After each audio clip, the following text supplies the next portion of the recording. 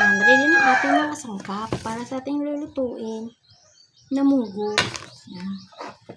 Meron ako nilagang mugo, nilagay ko kanina, talong at kalabasa, yan at talbos ng kamote, bawang at saka sibuyas, ng ating pansahog, dilis, bulag, then ating chicharon.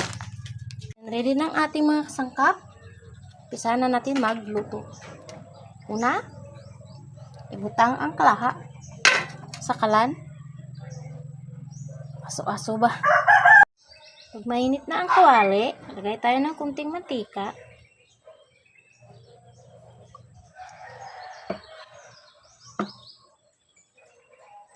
Pag mainit ng mantika, sabay na natin yung bawang at saka sibuyas. Gisa-gisa lang. Kaya lang natin mag-brown-brown.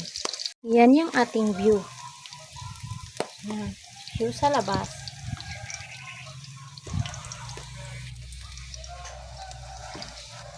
Nag-brown-brown na yung ating mga lamas. Sunod na natin yung nilagang munggo.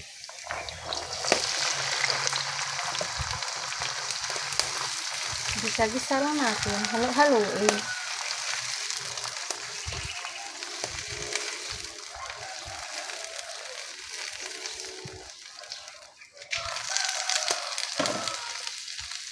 Then next, sunod na natin yung kalabasa at talong.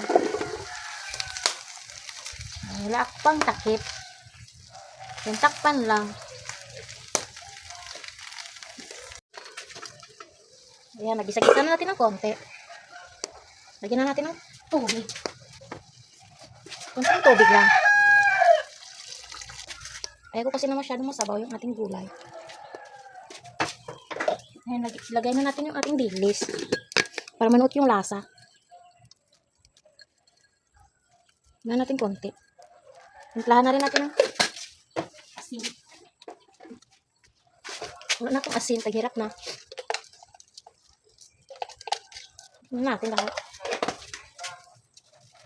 Then, maglagay din tayo ng pampasarap.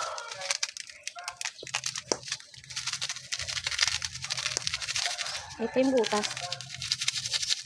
Kunti lang. Yun na yung ating mahiwagang takip. Madumi pa.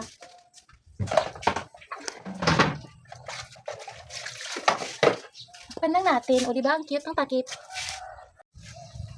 Yan, check na natin. Luto na ba?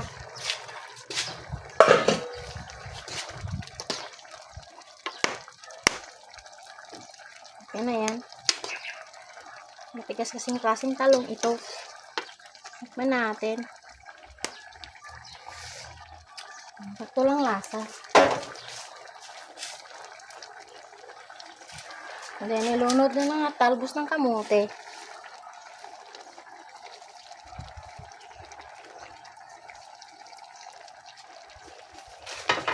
Sunod natin yung chicharon. Pork chicharon.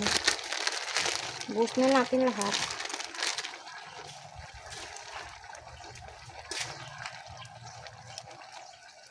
Takpan lang natin. Cute yung aking takip. After few minutes, check na natin. Ayan na yung ating talong. Maglagay din ako ng sangig o lemon basil. Kalasa siya ng tanglad.